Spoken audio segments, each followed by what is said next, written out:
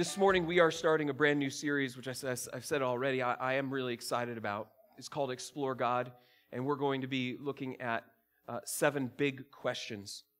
And part of the reason that I'm excited about this series is because I believe it has the potential to be at least a piece, a step in the process in our little corner of the world of changing a really negative storyline that I see that's happening in our world and our culture right now. This week I received an email from a friend who's sending me a video of an interview between Neil deGrasse Tyson and Stephen Colbert.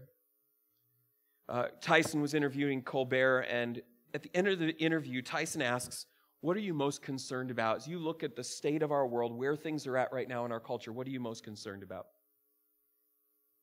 And I want you to think about, how would you answer that question? To be honest with you, I have no idea how Colbert responded. I didn't go back and watch the video. The video finished, and I didn't get the answer. And the reason I didn't is because I was thinking about, what's my answer? What am I most concerned about? And let me just tell you what really concerns me most, at least in our culture, and I think it applies around the world as well. The thing that concerns me most is our inability to have healthy, constructive, positive dialogue with people who see things differently. To be able to have a healthy conversation with someone who we disagree with and who disagrees with us.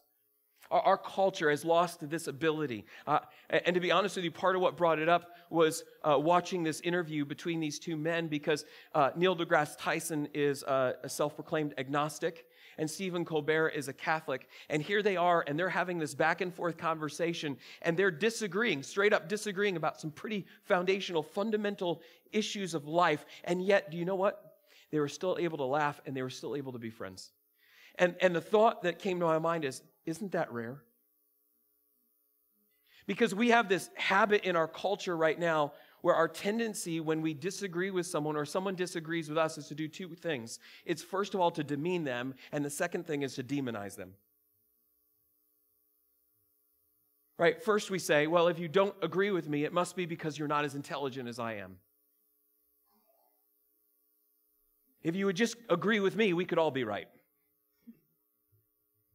And we basically call people stupid, we call people names, we attack them, we go after them personally, and then not only do we demean them, but we demonize them. We say, if you don't agree with me, it must be because you're evil.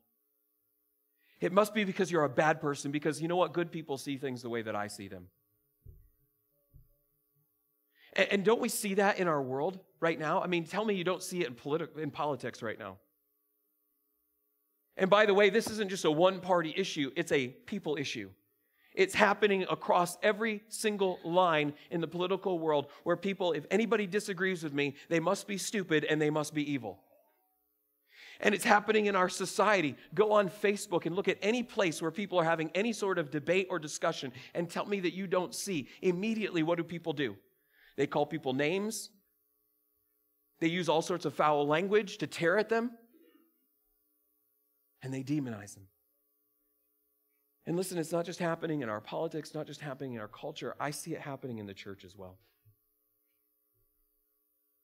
Years ago, when I was in college, I remember, it was a college to train for pastors, people going into ministry in some way, shape, or form. And I remember sitting on my floor one night. We'd sit in our common area. We would have conversations about particular theological issues. And I remember sitting in this common area with a group of guys and having a conversation where we were sharing our particular viewpoints. And I remember sharing my thoughts about a particular issue. And one of the guys got up and got in my face with his finger, jabbing it into my face, screaming and yelling at me. And I thought, I don't want to have these conversations because we can't even talk through them. We can't even respect each other because we see things differently. We've lost this ability to have these healthy, positive, constructive conversations. And listen to me, if that doesn't change, it will only continue the process that's happening in our culture. It will continue to tear us apart. If we don't change, it will tear us apart. It will rip us down. But if we change it, think about this. Imagine if we could have healthy, constructive conversations with people who see things differently than us. Do you know what that will do? It will only make us better. For one of two reasons. Either A, because it will help you to see places where you're wrong, where you need to change. And by the way, I think that's one of the reasons why we get angry and we yell and scream and demean and demonize people, is because we're not really quite so sure about what we believe. And so the best way to back it up then is to get loud and rude. But listen, if we actually listen to people who see things differently than us, then it may show us that we're wrong and we need to change. Or number two, it will only strengthen us in what we already know and believe and help us to understand the way that other people think who look at things differently than we do. It's only going to make us better. As we go through this series, here's what we're trying to do, is we're trying to create a dialogue, a space for conversation between our faith and our questions, between our beliefs and our doubts, between people who would call themselves Christians and those who would consider themselves to be skeptics. On the one hand, my hope in this series is that for those of you who would call yourself a Christian, that you would wrestle with doubts and questions. First of all, with your own. Because here's reality. As Christians, we are not immune to doubts and questions. In fact, everybody in the room has them. Everybody. Some of us are afraid to own them because we think we're the only ones, and if we were actually share those doubts and questions, we would be judged. You are not alone, and the church should be one of the safest places to wrestle with your questions and doubts. This week I saw a quote from Tim Keller who said, "Churches in which it is unsafe to doubt create skeptics." And I believe that's true. The enemy of your faith is not doubts and questions, it's apathy. It's an unwillingness to wrestle with the questions and doubts, first of all your own, but second of all with those around you. Because if we're to actually give it a reason for the hope that we have, you cannot give a reason for your hope if you're not willing to wrestle with the questions and doubts of people around you. If someone were to come to you and to say, look around you, there's so many people who live in doubt and skepticism who do not believe what you believe, so tell me why you believe. If someone were to ask you that question, would you be able to answer it? Not if you're not willing to wrestle with questions and doubts. And second, for those of us in the room who would consider ourselves to be skeptics, my hope is that you would wrestle with your faith. And that may sound a little bit strange because you say, well, I'm a skeptic. I don't live by faith. And my challenge back to you is, yes, you do. Michael Polanyi, in his essay, it's called The Critique of Doubt, he says this: the doubting of any explicit statement denies one belief in favor of another. In other words, doubt is the flip side of faith. Anytime you doubt in one thing, it's because you are putting your faith in something else. And so if you say, well, I come to this table as a skeptic, it's because there's faith in something else. Even if, by the way, and I know there's people in our culture who say, well, I don't believe in anything. I just live by doubt and skepticism, and that there's just possibility and that I can't know anything. Even that is you living on the basis of faith. Why? Because you're believing that nothing can truly be known and that there's no accountability for pursuing truth. On what basis? On the basis of faith. And so my challenge to you is that you would wrestle with your faith. Why is it that you doubt? What is it that you're believing in? And on what basis do you believe those things? This series is about creating a dialogue. And I want to pray for us, and our team's going to lead us in a song in these few moments, and I'm going to just encourage you to stay seated. And before I pray, this is what I would challenge you to think about, is this: are you willing to have that kind of a dialogue? A respectful, constructive conversation with people who see things differently than you. An honest one. Are you willing to have that kind of a dialogue? And if you're not, then what needs to change? Because we do need to change that storyline. If you've got a Bible with you this morning, I want you to turn with me to the book of Ecclesiastes. We're going to be in chapter 1. If you don't have a Bible this morning, our ushers are coming around. They've got Bibles that you can use to follow along with us. Wave to them. They'll get you one to use. It's on page 553 in the Bible that they're passing out. So if you're not using that Bible, you don't know where Ecclesiastes is. It's after Psalms. So Psalms is basically, if you're kind of open to the middle of your Bible, you're going to hit Psalms or Proverbs. It's Psalms, Proverbs, and then Ecclesiastes right after that, and we're in chapter 1. I've got one other passage we're going to look at later on, but that's where we're going to start. Years ago, there was a movie that came out called Simon Birch. Has anyone ever seen the movie Simon Birch? A few of you. Well done. Good. I'm glad that I'm not alone. Not a lot of people have seen it. It's not a really well-known movie. I think it came out in the mid-90s. But it's a story about this young boy, a boy named Simon, who, as he grows up, he's not like everybody else. As he's getting older, his friends are getting bigger and bigger, and they're growing the way that you would expect, but he's not. He stays small, and he's wrestling with one question in particular. It's the question that everybody wrestles with when there's something that you don't like about yourself or your circumstances. What's the question? Why? Why? Why is it? Why are things the way that they are? It's a question of purpose. Why? And there's one scene in particular that's burned into my brain. Have you ever had that where you've watched a movie or you've read a book and there's something that's just stuck in there? It doesn't matter how much time goes by, but you can still see it replaying in your mind. This scene is that scene for me. In the scene, Simon is in the office of the minister at the church that he goes to. And they've got a contentious relationship. And by the way, if you haven't seen it, you should go and watch it. But they've got this contentious relationship where Simon is frustrated by the minister is frustrated by Simon, and the minister in frustration finally says to him, "Look, what do you want? What do you want from me?" And Simon responds and he says, "I want to know. I want to know that there's a reason for things. I used to be certain, but now I'm not so sure. I want you to tell me that God has a plan for me, a plan for all of us. Please."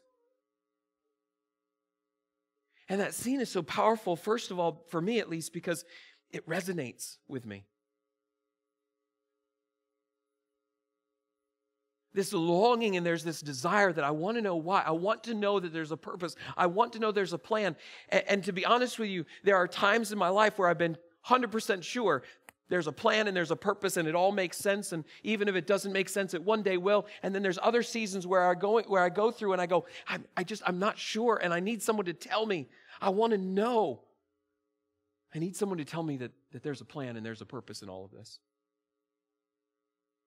And I don't think it's me alone. I think there's this universal longing in the human heart. In fact, it's my understanding that there's research that's been done around the world in cultures around the world, and it's been found that regardless of culture, that around 85% of people on a consistent basis are thinking about and wondering about their purpose of why they're here on this planet. 85%. We have this universal longing that we want to know. We want someone to be able to tell us that there's a purpose, that there's a reason, there's a why. And by the way, it's not just universal, it's unique. There's no other creature on the face of this earth that thinks about why. You don't see cats getting together to talk about whether or not there's more to life than chasing mice or stretching out in the sun or by a fire to warm their bellies. You don't see dogs getting together to talk about whether or not there's more to eating, sleeping, going out, using the bathroom, going for walks, sleeping, chewing up things in your house.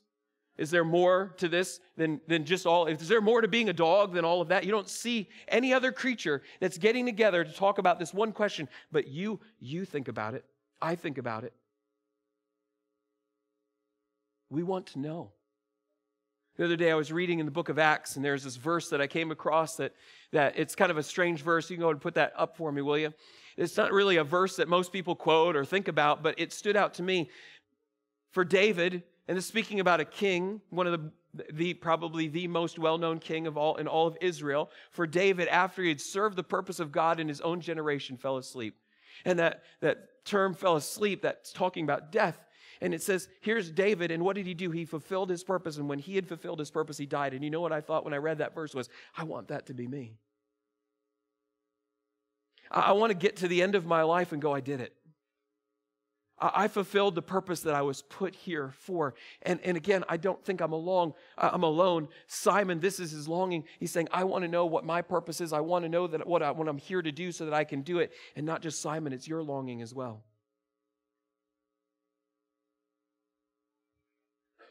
That we have this desire in our hearts that we want to know why we're here.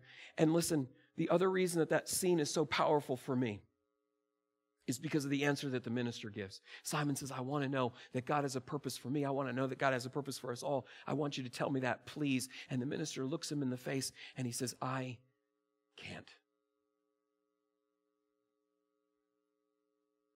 And it frustrates me. Because I think, what if I was there in that room? What if you were there in that room? Think about a friend of yours who's struggling with the purpose of their being here on this planet. Somebody who's struggling with, is there any meaning to this existence at all? A friend, a sibling.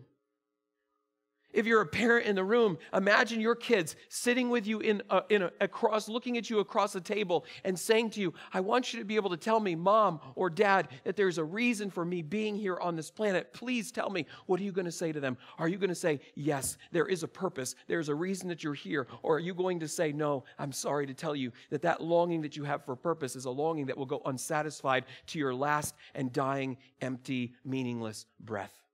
What are you going to say? The question that we're wrestling with this morning is this one question. Is there a purpose to life? Would you stand with me? Let me pray for us. And then we're going to read this passage together. Father God, I thank you for this morning. And God, we all want to know that there's a purpose. There is a longing in our lives, but we struggle with the answer. And there are different ways that people in our world are answering this question right now. And so, God, I pray we'd be honest about those answers, that we would really think through those answers, and that we would really process through what we actually believe about the answer to this question. That we wouldn't be afraid of being even wrong. We all come here with beliefs about this. No one lives a purposeless life, truly. We've answered it in some way, shape, or form. But again, God, I pray that we would process through these answers and that we would pursue the right answer. In a world of confusion, that we would pursue the answer, that we would not be apathetic and unwilling to wrestle with this, but that we would engage with it this morning. Pray in Jesus' name. Amen. Ecclesiastes chapter 1, and I'm just going to start in verse 2, just 2 through 7. Vanity of vanities, says the preacher, vanity of vanities, all is vanity. What does man gain by all the toil at which he toils under the sun? A generation goes and a generation comes, but the earth remains forever. The sun rises, the sun goes down and hastens to the place where it rises. The wind blows to the south and goes around to the north. Around and around goes the wind, and on its circuits the wind returns. All streams run to the sea, but the sea is not full. To the place where the streams flow, there they flow again. And then I want to read one other passage. This is in Mark chapter 12. It says this, and they sent to him some of the Pharisees and some of the Herodians, and the him is Jesus. They sent Pharisees and Herodians to trap him in his talk. And they came and said to him, Teacher, we know that you are true and do not care about anyone's opinion. If you're not swayed by appearances, but truly teach the way of God, is it lawful to pay taxes to Caesar or not? Should we pay them or should we not? But knowing their hypocrisy, he said to them, Why put me to the test? Bring me a denarius and let me look at it. And they brought one, and he said to them, Whose likeness and inscription is this? They said to him, Caesar's. Jesus said to them, Render to Caesar the things that are Caesar's, and to God the things that are God's. And they marveled at him. This is God's word. You can go ahead and be seated. So if there is a place in the Bible that wrestles with this question of purpose, it would be the book of Ecclesiastes. It's actually quite an interesting book because even though it was written thousands of years ago, it's very modern. In fact, in a lot of ways, it's very postmodern in the way that it's wrestling with these questions because the way that it's written is not as an ordinary teacher. It's not someone getting up and saying, let me just tell you the answers. It's written more as a philosophy professor. The writer is coming to us and he's saying, let me present to you some options. Let me present to you some of the ways that people think in our world today. And now let me challenge you with this question. Does that make sense?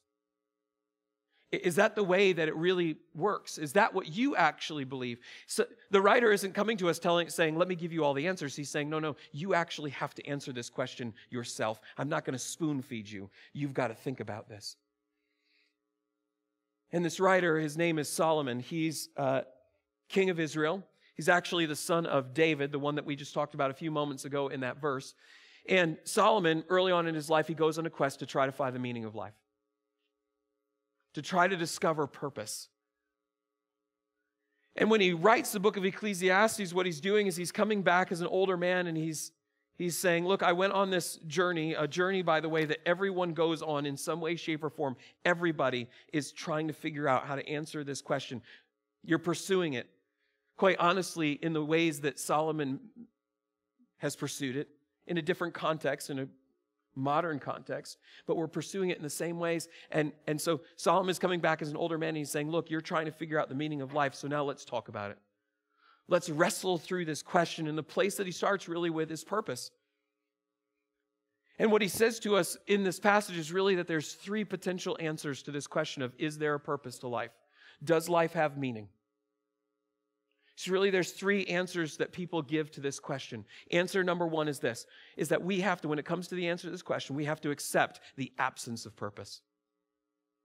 That there is no purpose, which is basically where he starts. Look at verse 2. He says, vanity of vanities, says the preacher, vanity of vanities, all is vanity. That word vanity, in the original language, it means vapor. It means there's a sense of meaningless to it. That with all your effort to find purpose, he says, do you know what it's like? It's like trying to grab a vapor. You know, if you try to grab smoke or you try to grab the air and you open your hand, you find what? That it's empty. He says, here you are, and you're in this pursuit to try to find purpose, but it doesn't work. It's meaningless. He says, what does man gain by the toil at which he toils under the sun? You get up, you go to work, you get paid to do what? To pay taxes, to pay your bills, to buy food, to have a house, to get clothes. But at the end of the day, let's just be honest. With all the time and the energy that you're putting into your job, at some point in time, you're going to come to the end of your life. You will breathe your last breath, and what have you gained?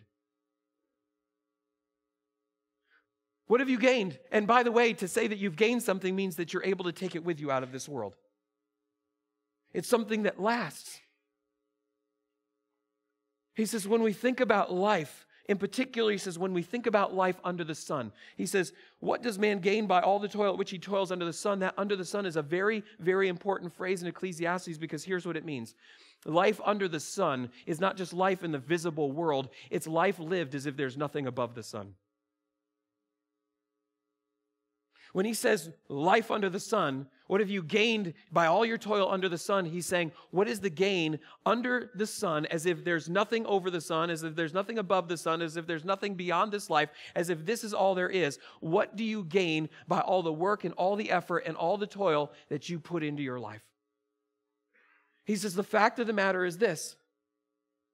If there is nothing over the sun, if there is nothing beyond this life, then the necessary logical conclusion is that there is no purpose. Life is meaningless. He says, the sun rises and the sun goes down and hastens to the place where it rises. The wind blows to the south and goes around to the north. Around and around goes the wind. A stream runs into the sea, but the sea is not full. He's talking about this monotony of this cycle of life. People are born. They grow up. They go to school. They graduate. They get a job. They get married. They have kids. They pay taxes. They get old. They die. People are born. They grow up. They go to school. They graduate. They get a job. They get married. They have kids. They pay taxes. They get old. They die. People are born. There's just this ongoing cycle of life, generation after generation after generation, day after day after day. You get up. You get ready, you eat food, you go to work, you come home, you eat food, you clean up, maybe watch Netflix, you go to sleep. You get up, you get ready, you eat food, you go to work, you come home, you eat food, you try to clean up again because it just keeps getting messy. You watch Netflix, you go to bed, you get up, you eat food, you get ready, you go to work. It's just this cycle. And what's the purpose? Have you ever gotten to that point in your life where you're looking at this constant cycle of it all and going, why am I doing this? Tell me that if you don't have kids, that at some point, if you've got kids, tell me if you've got kids, that at some point in time, as you're cleaning your house for the umpteenth time of having picked up that sock that keeps getting left in the middle of the floor for no apparent reason, that you're going, why am I doing this again? Solomon says, if there's nothing above the sun, what is it? He says, it's meaningless, it's pointless. Philosopher Bertrand Russell once put it this way, that man is the product of causes which had no provision of the end they were achieving, that his origin, his growth, his hopes and fears, his loves and his beliefs are but the outcome of accidental collocations of atoms, that no fire, no heroism, no intensity of thought and feeling can preserve an individual life beyond the grave, that all the labors of the ages, all the devotion, all the inspiration, all the noonday brightness of human genius are destined to extinction in the vast death of the solar system, and that the whole temple of man's achievement must inevitably be buried beneath the debris of a universe in ruins. All these things, if not quite beyond dispute, are yet so nearly certain that no philosophy which rejects them can hope to stand. Only within the scaffolding of these truths, only on the firm foundation of unyielding despair, can the soul's habitation henceforth be safely built. Bertrand Russell, who was a philosopher and also an atheist, says, only on the understanding that life is an accident, that you are an accidental collocation of atoms, and that all of the things that you do are destined to die on the debris of a dead universe. Only on that can be built, it can be the safe structure of building a life, by the way, of unyielding despair. Why? Because we crave purpose. We long for a reason. And Bertrand Russell says the conclusion of life is if there is no God, then there is no designer. And hear this, if there is no designer, there's no design. And if there is no design, there is no purpose. That's just the way that it is. Ravi Zacharias, Christian apologist, was sharing a story about a woman who was coming to one of the conferences he was speaking at, who was struggling with something, and he went to her after the conference and she said, I need to talk to you. Do you have time? And he said, yes. And they sat down and she began to share with him about her husband with tears in her eyes, her husband who was a doctor, who was working, who's just a good doctor, a faithful doctor. He would operate in the day, and even during the night, he would get up in the middle of the night to go back to the hospital to do his rounds to check on his patients.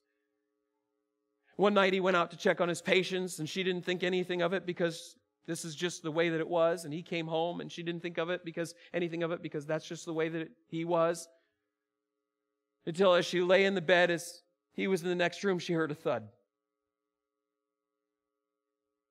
She walked into the room to find him at the table with his head down on the table with a note that he'd written. He said, some people die by natural causes and other people choose to take their own lives. I've chosen to end my existence. I'm sorry to leave you in this way. I wish you well. And she looked at him and she asked him the one question, what is it? Why? Why? Why?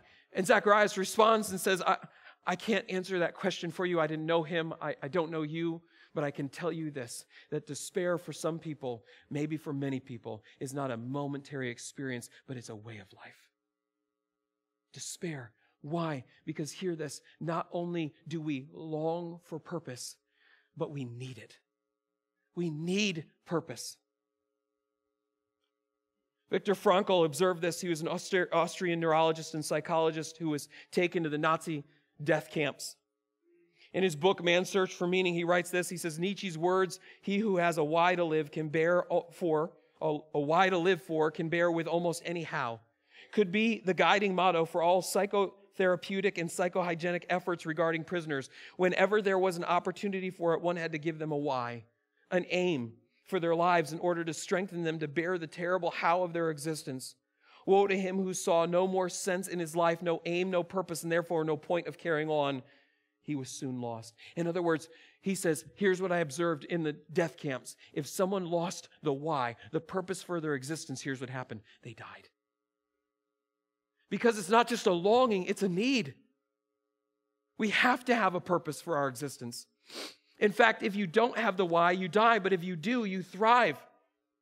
There's a story written by physician and professor and author Atul Gawande, who tells of a doctor who's working in a nursing home who basically persuades the administration to let him bring in all sorts of animals, laying hens and rabbits and parakeets.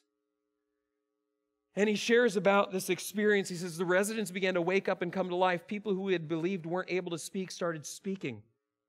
People who had been completely withdrawn and non-ambulatory started coming to the nurse's station and saying, I'll take the dog for a walk. All the parakeets were adopted and named by the residents. The use and need for psychotropic drugs and for agitation dropped significantly to 38% of the previous level, and deaths fell by 15%. Why?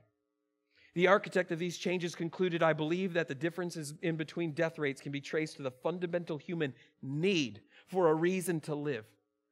Gawande goes on to ask, why simply existing, why merely housing and being housing, by being merely housed and fed and safe and alive seems empty and meaningless to us.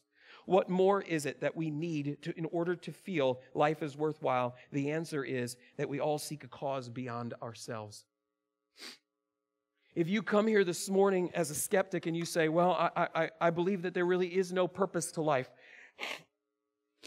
then the question that I would ask you is, why then do we need purpose in order to live? And by the way, Christopher Hitchens, a well-known atheist and writer, put it this way: it could be that all existence is a pointless joke, but it is not in fact possible to live one's everyday life as if it were so. We need a purpose. Why? And if you say, well, it's because the evolutionary process built it into us, let me ask you this. Why then did the evolutionary process not build into us not a need for purpose no more than just for that of existence? We are not satisfied with just existing. We long for a purpose that is greater than ourselves. Why? Option number two. Option number one is that we must accept the absence of purpose. Option number two is we must create our own purpose. One historian put it this way: life is meaningless only if we allow it to be. Each of us has the power to give life meaning. In other words, there is no meaning or purpose to life unless you give it purpose and meaning. Life is like a blank canvas. You must create purpose and meaning yourself. And by the way, this is what Solomon tries to do. When he goes on his quest for meaning, he tries to find purpose and meaning in creating his own purpose and meaning. And when you do that, you have to use the things of this world in order to give your life purpose and meaning. So here's what that means. If you are trying to create meaning, you're trying to find your meaning in your work, or you're trying to find your purpose in relationships, or in finances, or in, name it, anything in the world. We must find our purpose. If it's to create it, we have to find it in something that's in this world, which is what Solomon tries. He starts with pleasure. I'll just fill my life with enjoyment. I'll fill my life with all sorts of good food, and I'll fill my life with sex and wine and all this sorts of enjoyment, and then I'll have purpose and meaning. And then he tries work, and he tries money, and he tries possessions. You name it, he tried it. And I want you to get this. At the end of the day, every single time that Solomon tries something new, the conclusion is the same. It wasn't enough. I tried it, and it didn't work. And I want you to get this. That is not a unique experience. That has been the experience of every single person who has tried to create their own sense of purpose in life throughout history. Over and over again, Solomon has been proved not to be unique, but the norm. That when you try to create purpose out of life, when you try to bring your own meaning to the blank canvas of the universe, it doesn't work. And let me give you 3 reasons why it doesn't work. First of all, because you cannot create your own meaning. You can't. Think about it. If you could create your own meaning and purpose in life, would you be doing what you're doing right now? How many of us would have different jobs, be living in different houses? How many of us dream to be professional athletes? How many of us dream to be rock stars? Or a list of other things. If you could create on the blank canvas of this world any meaning that you wanted, any purpose that you wanted, would your life be different? The answer is yes, but see, you can't. Why? Because at the very least, the world has a say in your meaning. The world has a say in your purpose. One author put it this way: I once knew a young man who had grown up to be far below average in height, size, and weight, yet he wanted to play football. He was continually injured as he competed with players who were far bigger than average. His parents tried to dissuade him from football, but he reminded them that all his life he had always been told by his teachers that he could be absolutely anything he chose to be, and that life was what he made of it. And he asked, "Didn't you see the movie Rudy?" But life isn't simply what you make it. Often it is what it is. The first reason it doesn't work is because you cannot create your own purpose. But listen, even if you could, it wouldn't be enough. Because there are some people who do. Some people who have these dreams and they're able to fulfill them. They're able to accomplish them. But do you know what they find? That even if you don't fail, even if you succeed at creating the purpose that you set out to create, it will never be enough to satisfy that longing for that sense of purpose. It will always end up running you dry. Ravi Zacharias says that for some people, despair is not a moment in time, but it is a way of life. And he goes on to say, and it's not just for people who are poor, but especially for those who are rich. And I'll say it this way, not just for those who fail at fulfilling their purpose and dreams that they set out to accomplish, but especially for those who actually fulfill their dreams. Why? Because they find what Jack Higgins found, who is an award-winning novelist for the novel The Eagles Landed. He was asked by an interview, what do you wish you knew? What do you wish that you know now? What do you wish... What do you know now that you wish you knew as a younger man? What do you know now that you wish you knew as a younger man? And his response was, I wish I knew that when you get to the top, there's nothing there.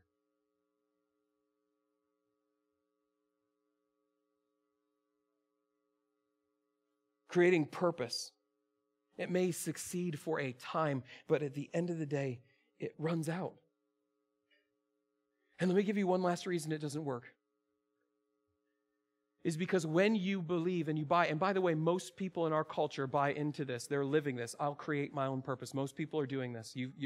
Most of us in this room are living this, quite frankly. When you do this, you are denying reality in one of two ways. In reality number one that you're denying is if there is no God, there is no purpose. And you are simply, by creating purpose, creating a facade to distract you from the cold, hard reality of the meaninglessness of your existence. See, people say, well, there is no God, but we need a purpose. So what do? Well, I create purpose.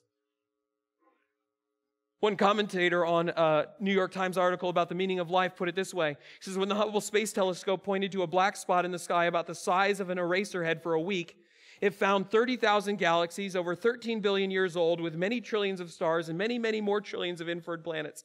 So how significant are you? You are not a unique snowflake. You are not special.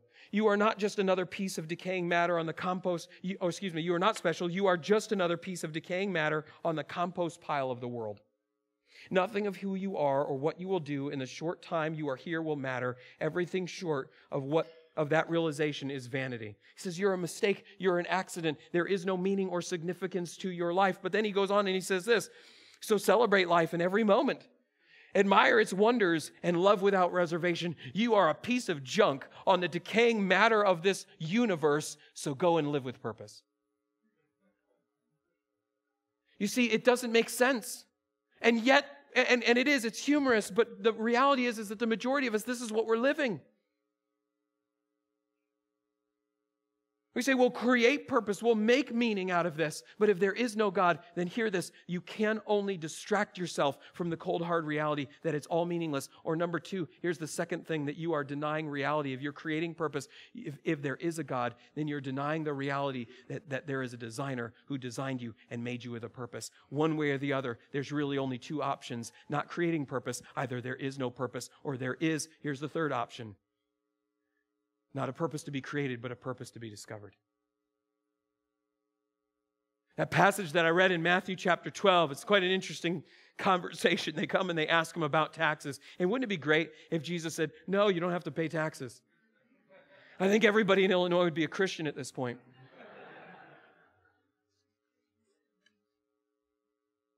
But they come to him and they say, well, let's talk about taxes. Who do we have to pay taxes to Caesar? And Jesus says, well, bring me a denarius. Bring me a coin. Whose inscription? Whose image is imprinted on that coin? And they say, well, Caesar's. He says, render to Caesar what is Caesar's and render to God what is God's. And it says they marvel at him, but they walk away and they miss an opportunity because there's a question that they really should have asked at that point. What's the question? What belongs to God? Okay, so you're saying this belongs to Caesar because his image is on it. Well, what belongs to God? And I think, Jesus, they didn't ask the question, so Jesus didn't respond. But Jesus likes to respond lots of times with questions. And I think he would respond back with a question and say this, well, what has God's image on it? And the answer is you do. God's image has been stamped on your life. It's been stamped on your existence. In the beginning, when God created, he says, let us make man in our own image. And it says, so in the image of God, he made them. In his image, he made them. Male and female, he made them. In his image, he created them. We were created in the image of God. God's image has been stamped on your life. And think about that for just a second. Psalm 139, let me put this up here on the screen for you because this is a powerful set of verses. He says, this is David, that David who fulfilled his purpose and died. He writes this, he says, talking to God, for you formed my inward parts, you knitted me together in my mother's womb. I praise you, for I am fearfully and wonderfully made. Wonderful are your works, my soul knows it very well. Now stop and think about that for just a moment. If you're a parent in the room, when your kids were born, did you say, decaying matter? Did you say, oh, look, a wonderful collocation of atoms? Or did you say miracle? And I don't mean that to be, critical or rude. I really mean that. It doesn't matter who you are or what you believe. When there is a child that is born, and you look at that baby, I believe there's no way for you to look at that child and go, oh, it's just decaying matter. On the compost pile of our world, I don't think anyone looks at their child and goes, oh, look, a collocation of atoms. I think every single parent looks at that child and says, miracle. But do you understand that there's only one way that you can actually not say collocation of atoms? There's only one way that you cannot say decaying matter. There's only one way that you can look and say, you have significance and value, and this is the only way that there's a creator who designed and shaped you. And David says, listen, I was formed by the creator of the universe who knit me together in my mother's womb, and so were you. And Jesus says, render to God what is God's, and what is God's you are, because the very image of the creator has been stamped on your life. And listen to the rest of what David says. Your eyes saw my unformed substance. In your book were written, every one of them, the days that were formed for me, when as yet there was none of them. In other words, David says, not only did you form me, but you formed me with purpose. And see, that's the adventure of life. See, some people think the adventure of life is creating your own purpose. And there's a lot of frustrated, disappointed, discouraged people walking around who have been trying to create a purpose that they weren't made for. And they're frustrated because do you know what it's like? It's like using a coffee maker as a doorstop. Does it work? Sure, it works. But is it doing what it was made to do? No, it wasn't doing what it was made to do. It was made to do so much more. But the only way you'll ever find out what it was made to do is if you actually go to the designer, to the manufacturer and say, what's this made to do? How does it work? The adventure is not creating your own purpose, but discovering the purpose that you were made for. And when you discover that purpose, that's when you fly.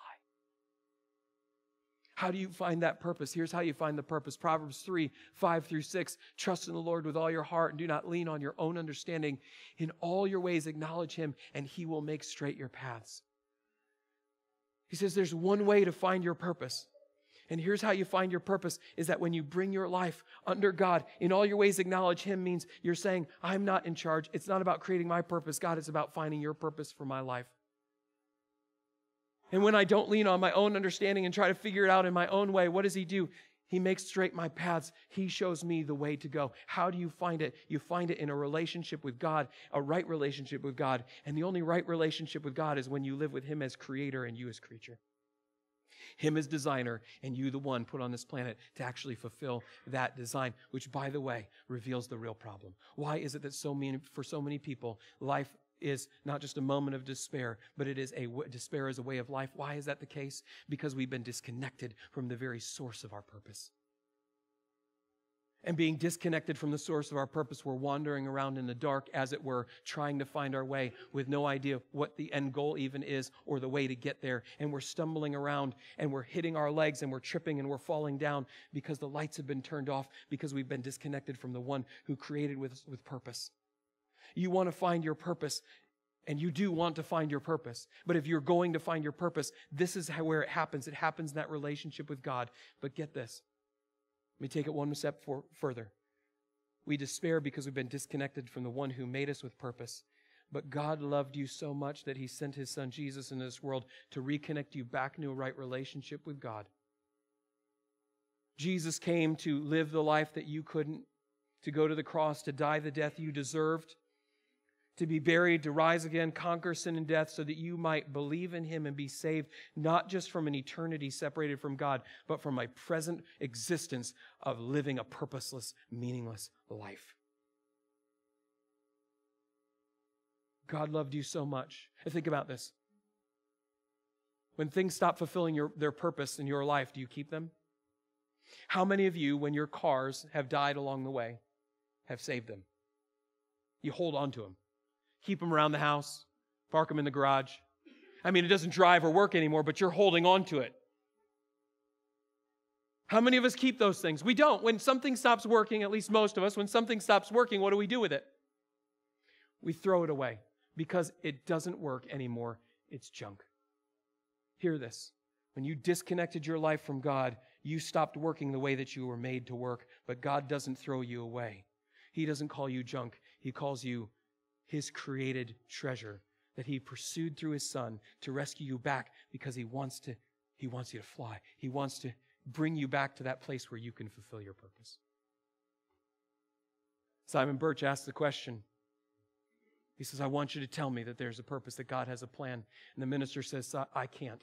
And this morning, today, as your pastor, I stand before you and you ask that question and I answer it for you. I can. You have been created and designed for a purpose, and the great joy is discovering it. And now the question is, what do you believe?